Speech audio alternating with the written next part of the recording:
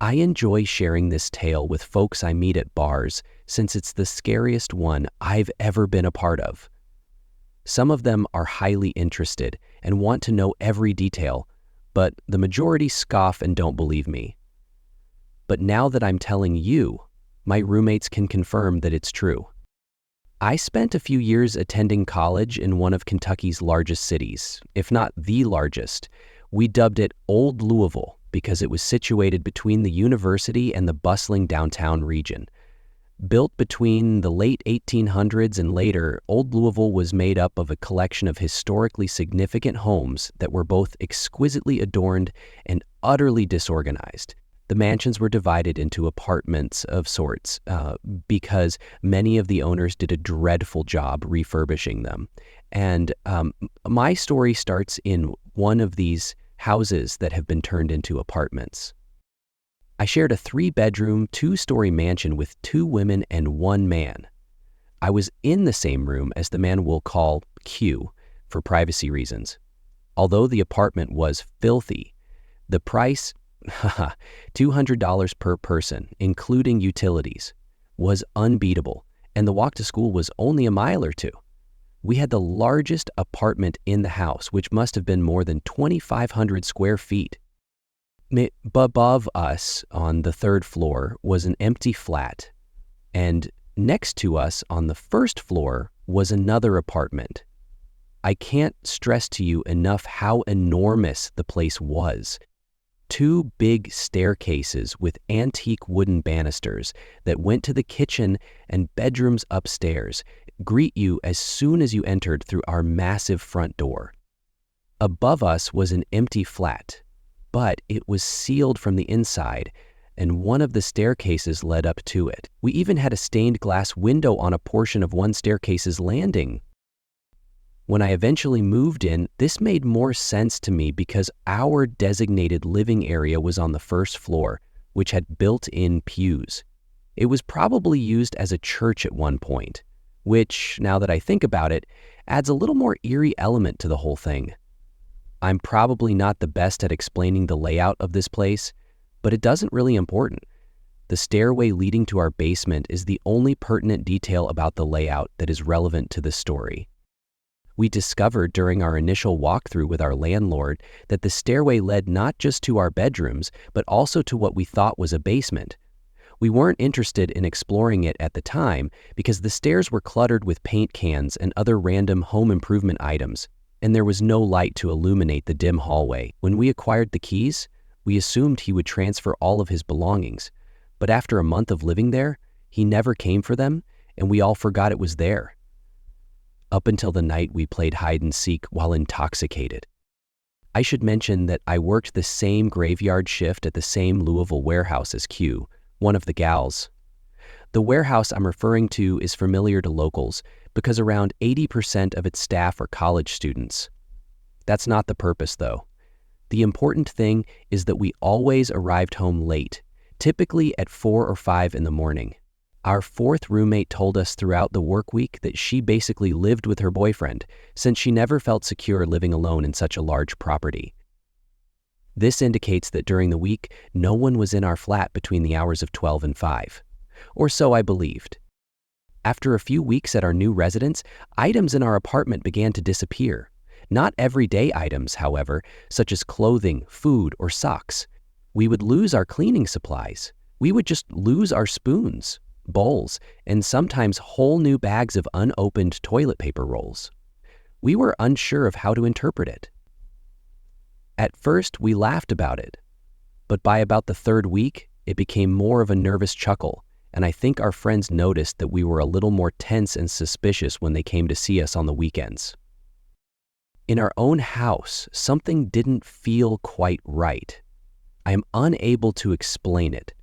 The closest way I can describe the sensation is that you have an unconscious sense that someone is moving around your house while you're asleep, even while you're dreaming, a person you didn't invite. So, we throw a party at our place one weekend and invite a good number of guests. Everyone was very inebriated by midnight, so I, in my wonderful wisdom, thought it would be a great idea to play hide and seek. With great pleasure, everyone complied, and one of our friends offered to be the seeker. I quickly turned out every light I could locate in the halls and bedrooms before doing the same on our first level. After turning off all the lights in our house, I saw that the back stairway, which led to our basement, still had a light on. I called for Q to get his rifle and come check out the staircase with me, since I was so freaked out by this time.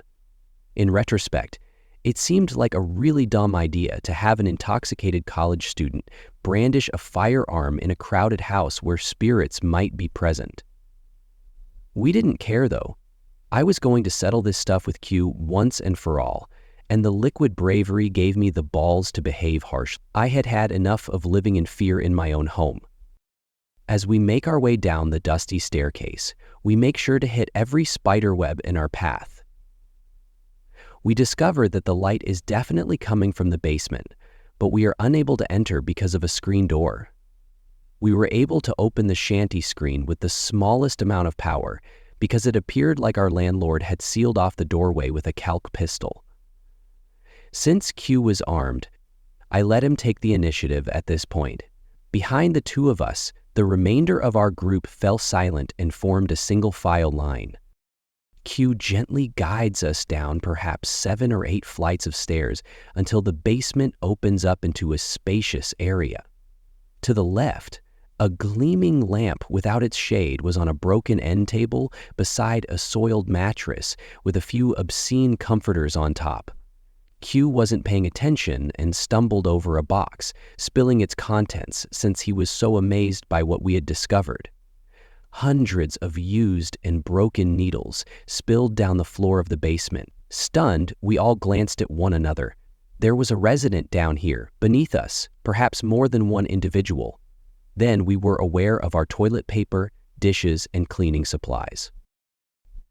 For the next 30 minutes or so, we dispersed throughout the basement, looking into everything we could. On a broken television stand, an antique wooden-framed television with bent antennas found a home, an album of pictures of happy strangers, and really dirty photo book of someone's recollections in a mansion cellar. Then, I discovered something that compelled me to call the police, pack up everyone, and leave the house.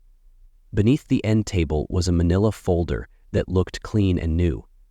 I opened it out of curiosity and looked over the new pieces of paper. They were documents of release from a prison. The list of charges was underneath the man's mugshot that adorned the top. Assault, trafficking in drugs, domestic abuse. He had been freed 2 months before. In summary, the cops arrived, discovered an unlocked basement door leading to our back lot that we seldom used, and concluded it was his point of entry. We believe that someone entered through the screen door while we were away and collected items from our kitchen and bedrooms. When I get home from work, I'll share some photos of the interior of the house. Now, it's deserted. A week after we informed the landlord that we were leaving, I returned to get some of the items I had left in my room, but when I got home from work, I noticed that our front door was ajar and my bedroom light was on. I chose to abandon my belongings. I was visiting my dad at the age of 14. I would alternate between my parents. My father is a farmer. Our property is rather normal in size with a shed, barn, silos, and various farming tools. We're in the middle of nowhere right now. I mean, really in the middle of nowhere. Our residence was around 60 miles from the nearest town. It may surprise you to learn that we had 2 neighbors a few miles away. We have a lengthy driveway that leads to the main road. I'll show you the way of the land. Driving at a comfortable 20 minutes, it takes around 30 seconds to get to the house once you pull in. The shed that houses our business is immediately to the left of the gate. Looking straight ahead from the gate, you will see our barn and several garages housing our farming equipment. Finally, there are 4 silos that cross that. When you enter the gates, our house is immediately to your right. In actuality, our home is not very large in comparison to other farm homes. Despite being 2 stories, the house is not very large. A screen door will appear if you turn right at the gate, as long as you go through that screen door. A large table will greet you right away. If you turn to gaze to your right from where you came, you will see the living room. In the back of that living room is a spare room where I slept. You will encounter a stretch with numerous rooms if you turn left rather than right. The kitchen is to your left if you're standing in the center of that area, and the bathroom, computer room, and my dad's room are to your right. The second story is accessed by a single door, but since we almost ever go up there due to the extreme cold, it's essentially just an attic. If you turn right at the corner after entering the kitchen, you will find the basement and the entrance which you enter through the front door. Anyway, let's begin the narrative. As I mentioned, my dad and I are the only people in that residence. It was just another typical day. I got out of bed and went to have breakfast. A diligent man, my dad got up quite early. I enjoyed having breakfast with him, but he would never wake me up. I know it's hilarious, but as I woke up and entered the living room, I couldn't help but feel like I was being watched. Have you ever had this kind of anxiety or uneasiness? However, you typically ignore it when it occurs, and I did just that. I went to the kitchen, got some eggs and bacon, ate, and chatted with my dad. After we finished laughing, I sat inside and watched TV while he went outside to work on his truck. Even though I was only 14 years old, I had a very strong mind, and to be honest, I didn't often get terrified, but what came next was unimaginable. I was in my living room at the time. Then, suddenly, I heard a huge explosion just overhead. I jumped so hard that I fell out of my chair and spilled all of my drink, and I nearly sat in my pants. It sounded as though someone had just been dropped from a tall building. Almost instantly, I looked up, expecting to see a hole in the ceiling, but there was none. Since there is nothing in that chamber, I realized at that moment that there is no possibility that anything could have fallen up there. As I mentioned earlier, we never got up there. When you first entered the second story, there was nothing else there but the stairway. In other words, either the roof simply collapsed or something was up there. After that, the house was completely quiet. I turned off the television and sat in this frozen state, debating whether or not to take a short walk. Fortunately, I caught a glimpse of my dad returning home, but it wasn't finished yet. I figured I should just lock the door as I didn't want to go look into it. However, I distinctly heard some sort of crying, or like that as I was approaching. It was just next to that door, and as a 14-year-old, my mind was racing with horror films. I bolted out of that residence after locking that door. I rushed to my dad and told him what was happening as soon as he was halfway through his stroll. Now, my dad used to make fun of me any time I did something like this, since he was a joker. However, I'm merely guessing that he entered after noticing my apprehension. This time, however, we entered through the front door rather than the screen door. As soon as he opened the door, he turned left. For reference, in the event of an intruder, we have a concealed gun when you open the front entrance and turned left. We entered the kitchen after he retrieved his Glock 19. I was a little late because I was afraid to enter, but then I understood. The heat from the basement was so intense that I went to make sure the door was closed, although it was definitely not open. Our furnace is to blame because basements are typically not very hot. Though I may have assumed my dad had opened the door, I didn't give it much thought. My dad and I went to his room, which was close to the door I had shut. This is where I finally made the connection. The latch was broken, and the door literally flew open. By the way, the purpose of such locks was to keep shed doors closed during a storm. Since the hinges were blown off, the door was really resting against the wall. My dad was a police officer for a year, so he added some training. He simply took a quick look at me, and I've never seen him look so worried in my life. I've been hunting my entire life since he showed me how to shoot a gun. He then gave me a rifle as well. This may seem like a call of duty, but I truly cleaned out my room and the living room. He was near the basement door by the time I returned to him and whispered that I had done it. He was sitting in terror when I walked into the kitchen. When I asked him what was wrong, he told me that he heard someone crying and mumbling down there, which horrified me. After giving me a short glance, my dad remarked, "We're going down there," and I nodded. Let me tell you how the basement is set up. Every step was already terrifying. There is an exercise area to your right after you get to the bottom step, which is roughly 10 stairs. Next, you'll find the washing machine and another bathroom with a shower in the left-hand corner. Our room has been boxed out. It reminds me of one of those eerie trap doors you see in movies. We've only entered it once. It's about 15 feet broad and 8 feet tall. We heard some obvious shuffling as we got halfway, but we looked to the left and right but found nothing. I was already certain that whoever or whatever was in this house was there. After he posted up by it, my dad motioned for me to move to the opposite end.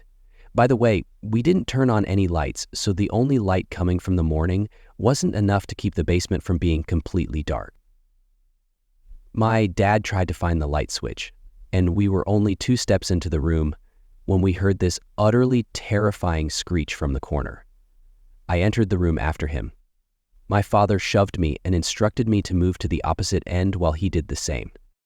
As time passed, we could hear the screeching sound coming from the corner, and it became closer and closer.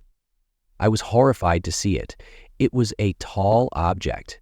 It was hitting the ceiling, and its head had to lean beneath. We're talking about 8 feet. The fact that this animal was so ripped that it clearly resembled a bodybuilder made it even worse. I couldn't see my dad because it was so dark that I could only see it via the illumination. When my dad showed up, it leapt and began to move up the stairs. My dad was prepared to yell as soon as we stepped outside. When the basement was totally booked out, there was a loud slam followed by more shouting. Reluctantly, my dad and I ascended the stairs, and he halted on the 5th step before we could once more enter the kitchen. I informed him what he was saying and proceeded to the side of the stairwell to see that the door had blown 30 to 40 feet from its intended location. He murmured to himself, "Holy FDH." The entire doorway had been torn off. Strangely enough, though, it remained in the doorway. As my dad was about to shoot it, it sprinted at around 30 miles per hour in a split second. My dad tried to chase it and ran straight up the stairs, and I was right behind him when we watched it vanish into the cornfield. After calling the police right away, it took them 45 minutes to arrive on the scene. They spent hours scanning and surveying the area and discovered nothing but the evidence they had. Strangely enough, the security cameras weren't functioning when we checked them. Since I haven't seen that object in a long time, and it has been a while since that occurred, I would really appreciate it if someone could tell me what it is. Containment is the key, I stated. God knows my drones are valuable enough to the right people, but no one believes you're going to steal military secrets or equipment. The car-sized submersible was spread out on the enormous workbench in front of me, and I reached out and patted its sleek black shell. They are worried about social media breaches that are more widespread. What they have here is, to put it mildly, peculiar. Has Alex given you a briefing yet? Yes, he did, she replied. I assume that's... She gestured toward the massive pressure chamber that took up most of the space. She added, "When Alex told me, I didn't really think it was true. I take it that they are discussing a potential inland sea that was closed off 1,000,000 years ago. It is said to remain liquid due to the pressure." I answered, "That's the official story, but nobody knows for sure. In contrast to Lake Vostok, nobody was aware of this object until they happened upon it. When Alex's crew first arrived, they were only working on meteorological projects. If they were unaware of its existence, how did they dig a tunnel to reach it?" Kim questioned, moving past me to the bulkhead of the chamber. I moved to stand next to her and peer through the glass, responding, "I think they were doing something they shouldn't have. The US government is likely involved in many activities down here, which is why they are keeping it a secret. In other words, if what Alex told me is accurate, then it's simply not feasible. What did he say? Informed me that the hole spontaneously formed. I gave a shrug. The chamber was added later to provide access and prevent the water from overflowing due to pressure. Leaning forward, she cleaned the small window on the steel door of the condensation.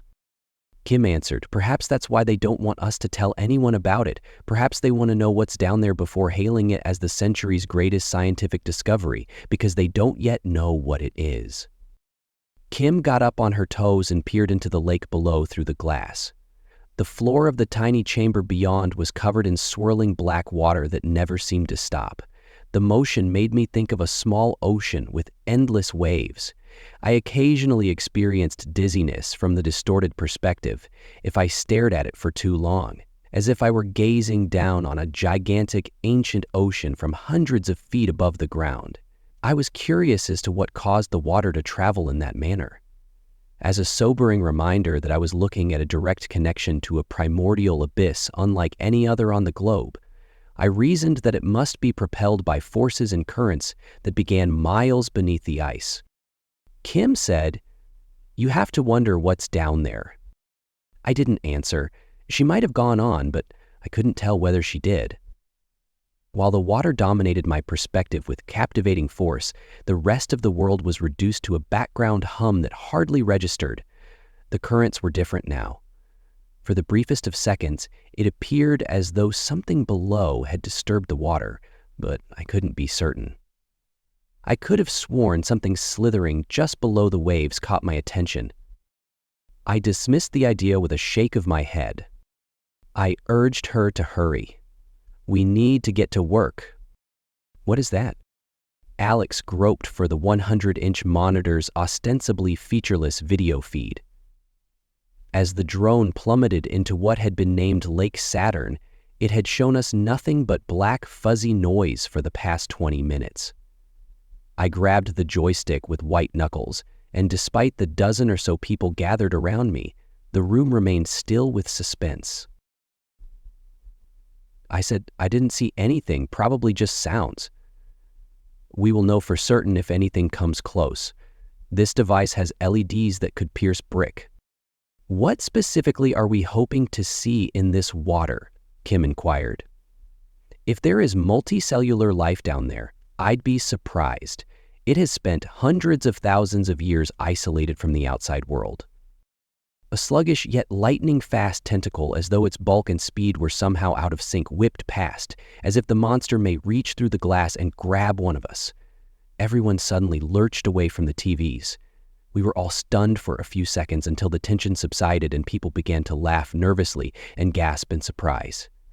Before running to a smaller workstation to stress over the video, some scientists even let out a cry of joy. Well, now we know, I said in complete surprise. Life with multiple cells. Although we didn't see or hear it, the drone's accelerometers detected a kinetic shock as another tentacle sped by. Only pixelated darkness was seen on the drone's camera. It's just scoping us out, I remarked, closely examining the drone's sensor's acceleration profile. The submersible was barely being attacked, yet it was being pushed slightly from side to side. Given the size of the drone and the monster performing it, it may even be characterized as a light cuddle. At most, a few seconds passed during the encounter before the squid fled back into the deep as swiftly as it had surfaced. It is 30 feet long, according to the ventral camera and LiDAR equipment, Kim said. 22 feet was the world record for a verified specimen, I stated. So, on this mission, that is the first record broken. After a few seconds, the others joined Kim and me in our joyful laughter. I've never been happier to be completely mistaken. She smiled. Life. Sincere multicellular life.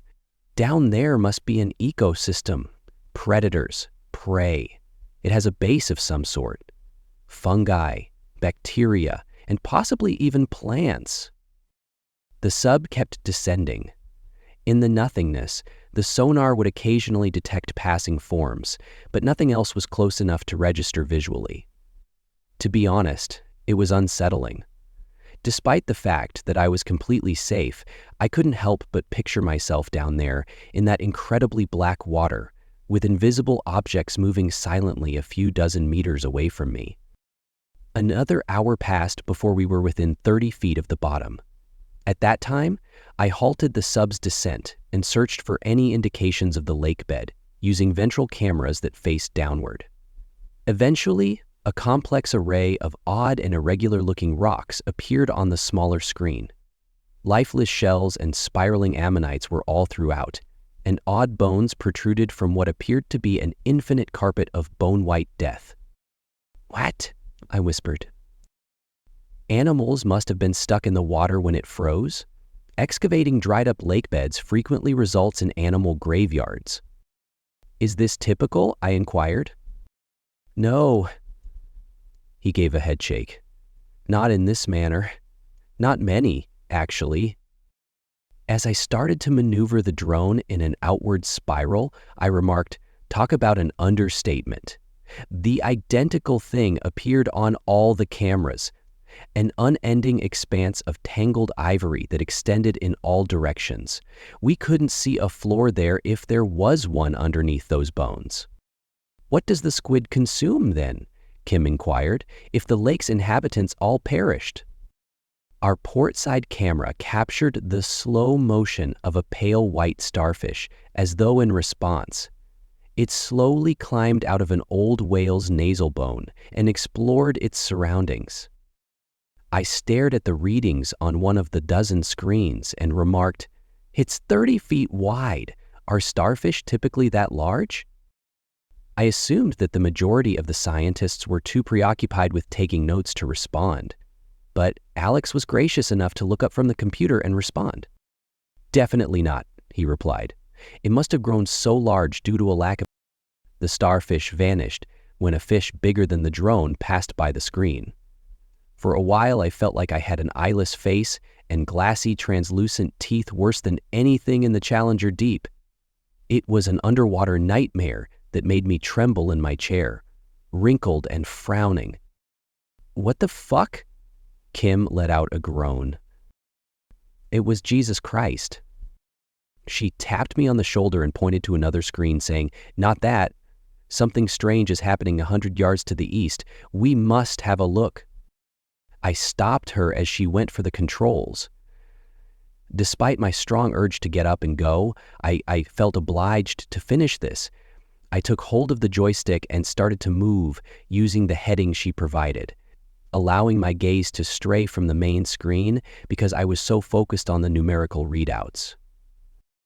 Gosh, my body went slack when I looked up, fearing I had made a terrible mistake and broken the drone. We were seeing a structure. Actually, a temple. Of course, I couldn't be certain that it was a place of worship. However, there was no other way to characterize the eerie-looking building with its historic pillars and Greek-inspired ornamental flourishes. Bewildered, I released the controls and leaned back, my head cocked like a bewildered puppy. "Is this a prank?" was the only reasonable answer I could think of in the end. In fact, some of the other scientists with me nodded, including Kim and a few biologists, as they turned to face Alex, the facility's leader. However, it was evident from the expression on his face that he was not involved in the fake. His eyes were big, and he was as pale as we were. He asked us, "Why would we do that? How could we possibly handle it?" Before I could emphasize the point further, someone exclaimed, "Those steps are 30 feet tall."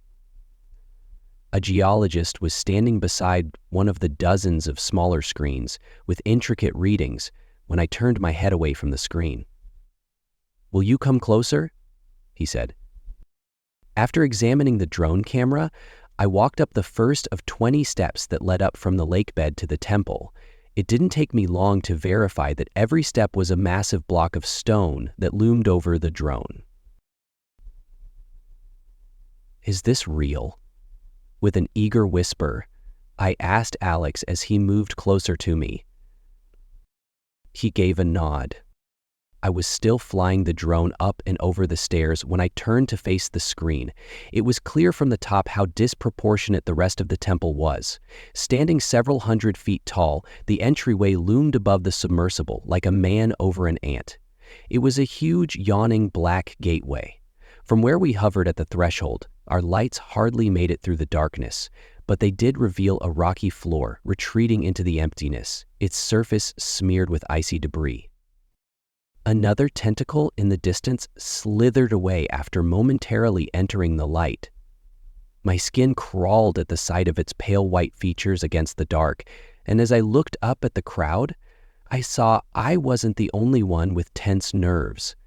Pale, sweaty faces gazed at the TV, unable to take their eyes off it, but completely upset by the implications of what they were witnessing. This structure, which stood unnaturally tall and enormous at the bottom of the world, beckoned us to investigate further via its entryway. Should I continue? I asked in the hopes that someone would come up with a compelling excuse to stop. The fact that I wasn't down there didn't matter. I didn't want this adventure to spiral farther into insanity. I was terrified, and despite my best efforts to persuade myself that I was far from the source of the pictures on screen, I was unable to deny the horrifying reality of what I was witnessing. That chasm was somewhere beneath my feet, and inside it was a temple larger than any human being, and the idea made my head burn. Kim told me to keep going, and I knew she was correct. It was the only option. We must be aware. I pushed the drone forward nervously, anxiously monitoring the side cameras as the portal's edge moved past our sides. Even though it was impossible, I had the impression that I was entering the temple directly and felt a chilling breeze brush against my skin. I trembled and tried to ignore the absurd thought. It was a huge room, too big to see anything with our tiny lighting. I was apprehensive for a few seconds before I plucked up the guts to ask, "Do the instruments pick anything out? I think I need some guidance here." "We're getting a little south of your position. Since it is still, it ought to be..." The drone's camera shook severely, causing the entire room to scream and the view to spin as though the entire drone were being flung around. 12 monitors sounded alarms when each system detected 12 deviations from the intended standards. My hands went cold. I was unsure about what to do next. My body responded as if I had been personally attacked, causing a brief surge of adrenaline. Training then took over, and I released the controls and waited for a few seconds while a flurry of bubbles and odd forms flew by the lens. It assured everyone that the drone was difficult to damage, not by a beast. All we have to do is wait. As various team members worked to turn off the alarms, they eventually stopped. I kept a close eye on the accelerometer and could see that whatever was assaulting the drone was slowing down, most likely realizing its target wasn't edible. Someone screamed out, "Looks like another squid," indicating a slimy feeler wrapped around the hull on a dorsal camera. I told them to wait. We no longer have control over it. However, it should just leave us alone if we are patient. The drone kept moving on its own for a few more minutes, being drawn back and forth by an invisible figure. There was no chance to examine these items in depth, but every now and then we would catch a glimpse of an above ceiling covered in intricate mosaics of a mountain that looked organic, or of a stunning stone pillar supporting an old brazier. They were ephemeral blobs of color and form. I knew it would have to give up soon, but whatever was down there was struggling with the submersible as if it expected to be fed. Observe. The one who screamed didn't have to. For the first time, it was seen in full light as whatever had attacked the drone moved around its sleek hull until it faced the forward camera. I couldn't tell if it was hostile, furious, or just plain inquisitive, but it towered over us from the main display as if it somehow knew we were on the other side of the camera. Its head was an eyeless cone that just gazed at us. The odd creature backed away from the light slowly. However, that didn't imply our relationship was over. It used to delicately tug us back towards the temple entrance, but one of its longest tendrils is still attached to the drone. After a few minutes, I said, "Well, this is exciting. It is evicting us from its residence." "You don't really think it was built that way?" Kim inquired. "No," I replied. "If you don't have feet, why construct steps? It appears to have recently moved in. It probably provides excellent shelter." The thing came to a halt at the threshold. Suddenly, as we all peered at the perplexing shift in behavior, it flashed from ghostly white to blood orange, pulsing repeatedly. "Perhaps a display of threat?" Kim inquired. The squid retreated as swiftly as it had emerged, dropping the drone near the entrance to the shrine. When I looked at the rear camera, I saw it running back into the shadows. A peculiar cerulean light suddenly filled the doorway as I was going to inquire as to what had transpired. The entryway was obstructed by an eye, a pale blue sphere without pupils that gleamed in the darkness with a malicious gleam. Its owner backed away slowly until a hideous figure scowled down upon us. A faint outline could be seen in the depths, and a faint bioluminescence hovered about it like an aura. It was completely foreign in shape. I might have mistaken it for a bizarre rock structure or a plant if it hadn't moved. It made me think of wasp nests and tumors. Apart from the intricate pattern of dots and frills covering a boiling, asymmetrical head the size of an apartment tower, I was unable to identify all of its eyes. The realization that I had seen basic depictions of this exact beast in the temple mosaics, whose implications gnawed at my brain like a hot coal, came to me with ever-increasing fear. Reason was overshadowed by this monstrosity. It makes perfect sense. In the darkness, right at the edge of the lights, it bobbed ominously. I detested it, but there was no indication of the remainder of its body. Despite telling myself it was the scientific discovery of the century, I detested it immediately and without justification. All I wanted to do was lash out and get away from it because it made my stomach turn and my skin crawl. It lifted a branching, writhing tentacle slowly in the direction of the drone. We lost the feed at that point. Outside, the wind was very strong. The establishment where we were lodging was located on a continental plain, next to a group of inland mountains, where the wind blew down the slopes and reached speeds of hundreds of miles per hour without any hindrance. Even though Antarctica has never seen snow, hurricane gusts can nonetheless grab small ice particles and throw them at you with alarming speed. Whiteout was the result. On the opposite side of each window, there was a dark gray emptiness that revealed nothing. No sky, no sun. Not even the frozen ground beneath the raised foundations of the main building. After some time, Kim remarked, "It's almost too much." It would be a lot, but people would believe us if we had just discovered a jellyfish. However, this is reminiscent of a poor film. How am I going to display this material to people at a conference? I was sitting in the canteen with Kim and Alex. The other scientists had all dispersed to their individual chambers to start the lifelong process of reviewing all of our readings. It was necessary to comprehend every sonar pulse, every infrared spectra, and every minute change in pressure and temperature. Listed in a catalog made sense. In a way, obsessing over the details was perhaps a way for them to escape the chaos. Kim said, "You know what I think? Ignore any outcomes. I'd like to go. Let someone else take the spotlight." "The storm prevents flying for at least another week, even if we wanted to," Alex added. She responded, "As long as I can be the first one out. Perhaps we can talk about people leaving once the storm passes," I added. "But for the time being, we have enough equipment to analyze and enough data to last us a lifetime." "Mr." The room was suddenly filled with a young man. He was instantly identifiable to me as a member of the security detachment that had flown in with me. I could have easily forgotten that there were others staying in the facility who weren't researchers if it weren't for his abrupt return. Up until now, the 5 or 6 armed men had kept their distance from the scientists. Under normal circumstances, the job must have been extremely boring. However, the man in front of me didn't appear disinterested. He appeared anxious and unprepared. The elderman got up and spoke to Alex, who was obviously the sir he had been referring to. "What's happening?" he inquired. "A breach has occurred, sir," he said. "An object has entered the room." "How could you know that?" Alex sobbed. "Sir, we can hear it." As soon as we entered the ground floor, we discovered 2 urgent issues.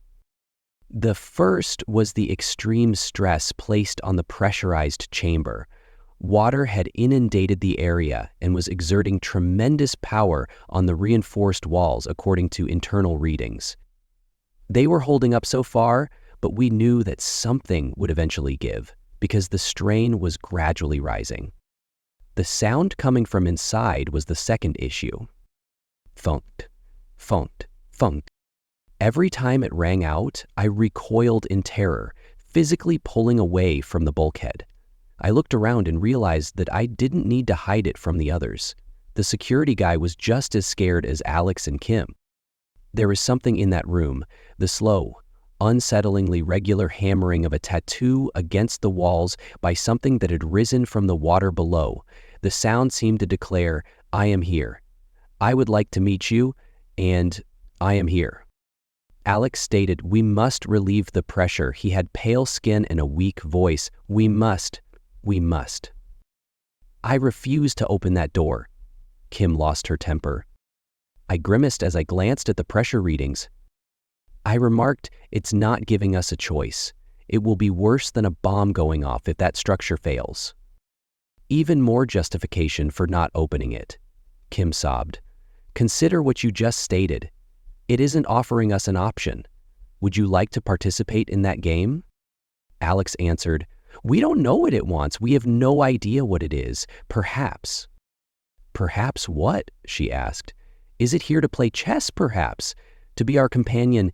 Is that really what we are suggesting?"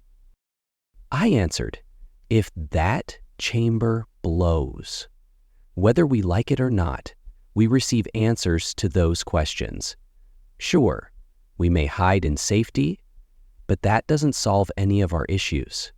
In addition, it need not be the door we open. We can prevent it from blowing by using specialized valves that relieve pressure." Dunk, dunk, dunk.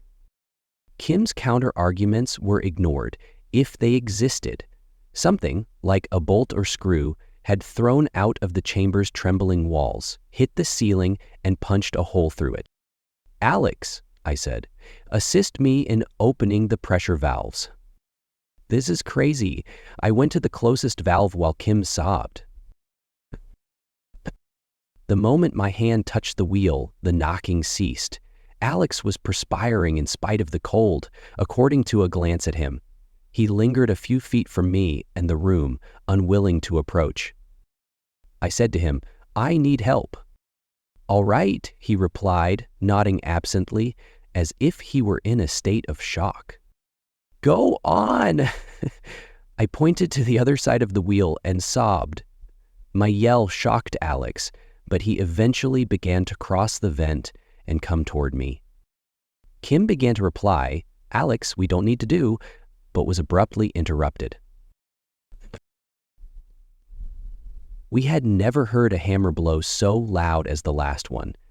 It felt as though a bolt of lightning struck my ear, an intense punch that was given precisely at the right moment, and, as I soon discovered, in the right place.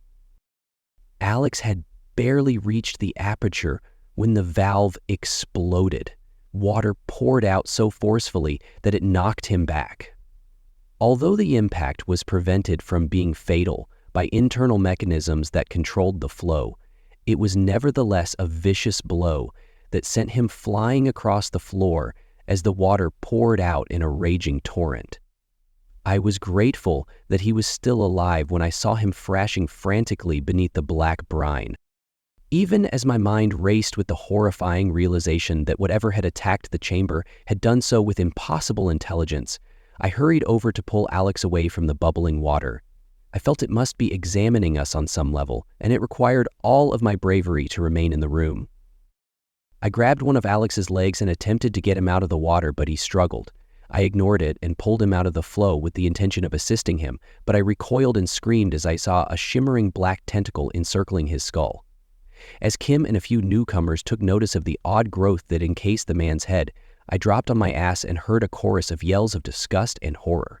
It was a disgusting mass of extraterrestrial muscle leading back through the open valve on a shimmering black tendril.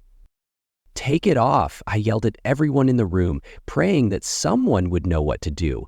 Alex's difficulties were already becoming less noticeable. Thunk, thunk, thunk. The tiniest sound of tightening fibers preceded the tendril whipping back into the chamber before any of us could inhale again. It did not slow or even indicate that it was struggling as it slid through the 6-inch wide aperture. Not even when it took the majority of Alex with it, making a sound like tearing silk. I had decided to leave the study and the website altogether. Kim and I were both obviously relieved. The thought of cleaning up Alex's remains overshadowed whatever excitement we may have had over the discovery. Lifting the body bag and discovering it weighed hardly more than 20 kilograms was an experience I would never forget. The little encounters we had already survived were more than enough to keep me up at night for years to come. Plus, we had discovered something terrifying down in that lake. Unfortunately, we had no chance of being evacuated by air for at least 3 more days because the storm was still roaring outside. Kim and I were occupied with packing up our equipment, but occasionally I was left to handle all of the task because Kim's area of expertise was data analysis rather than engineering. On the second night, I instructed her to go to bed early while I completed the final half hour or so of my work. However, I was left staring at the chamber that dominated the room like an odd obelisk just a few minutes after she had left. I shivered as I thought of the creature staring at us through the screen again, and I made the decision to pack the remaining items in the morning. It was foolish to remain alone in that location for even a brief period of time. "Steven."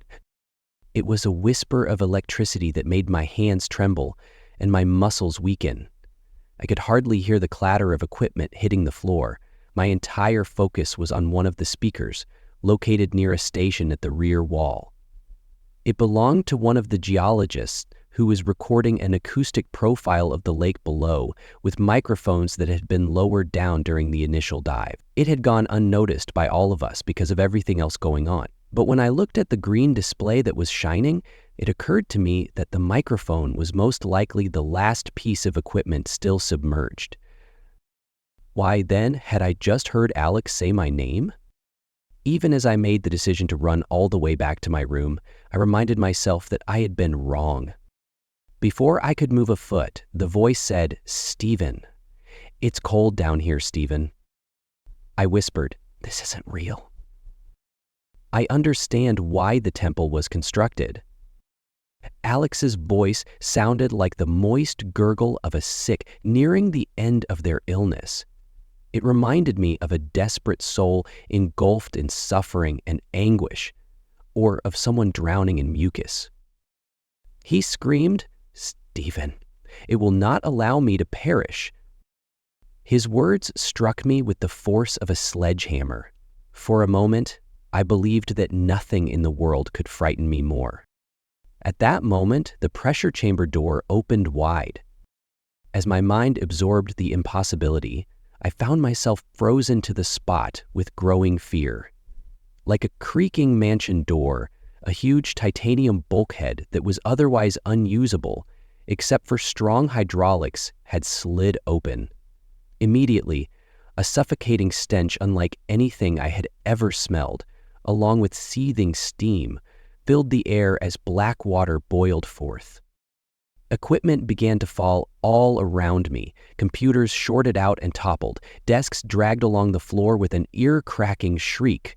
In a different situation, I would have been devastated by the loss of my data and pricey, unique technology, but I was willing to give up everything to leave sooner. I pushed forward, becoming more conscious that the water was rapidly filling the entire area and was not about to slow down. It would not be long before I was knee-deep in the mess. I sped up because of the thought, but I barely made it halfway to the door before the lights went out. My foot immediately struck an invisible, moving object. I was hurled forward, stumbling in the dark and totally blind.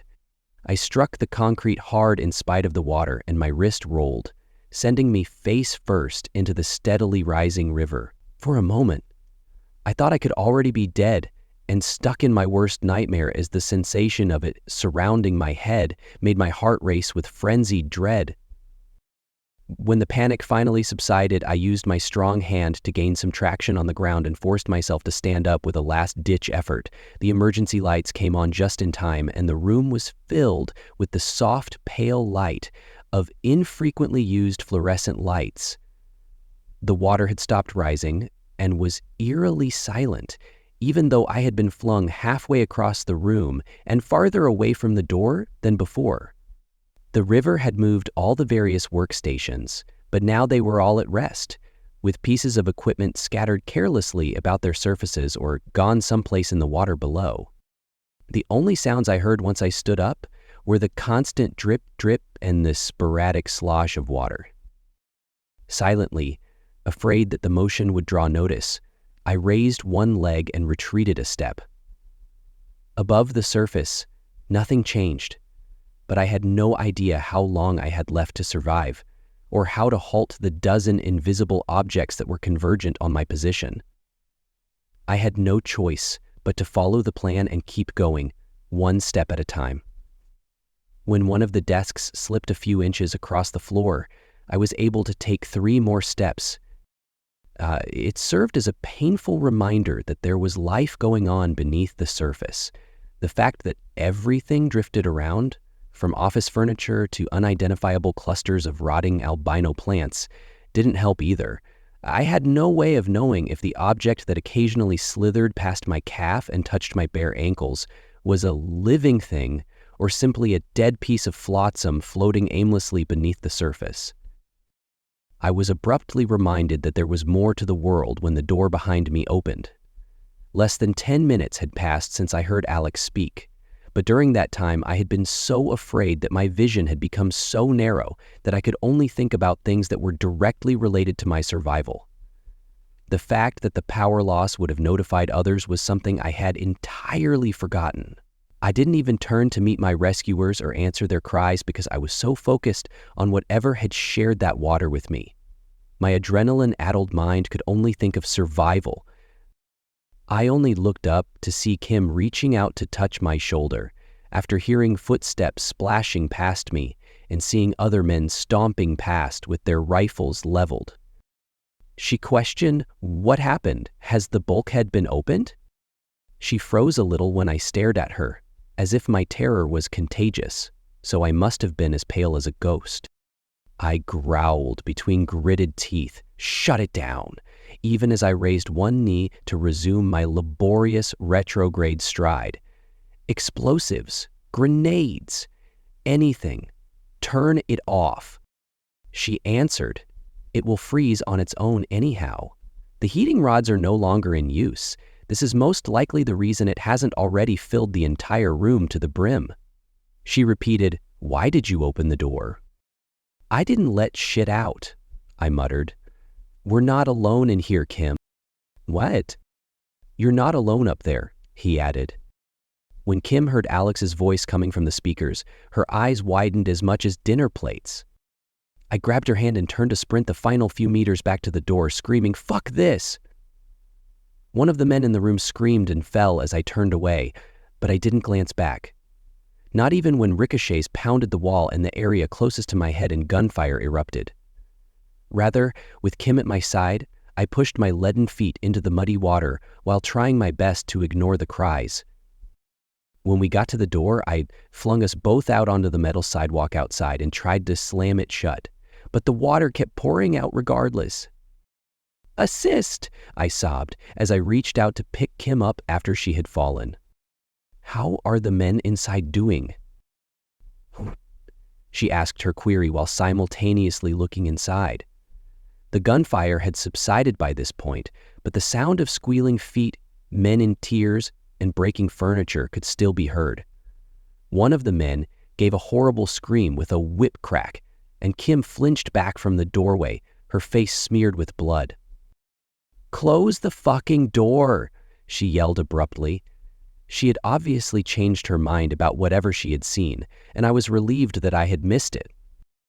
All I could do was be thankful she pushed it shut with me.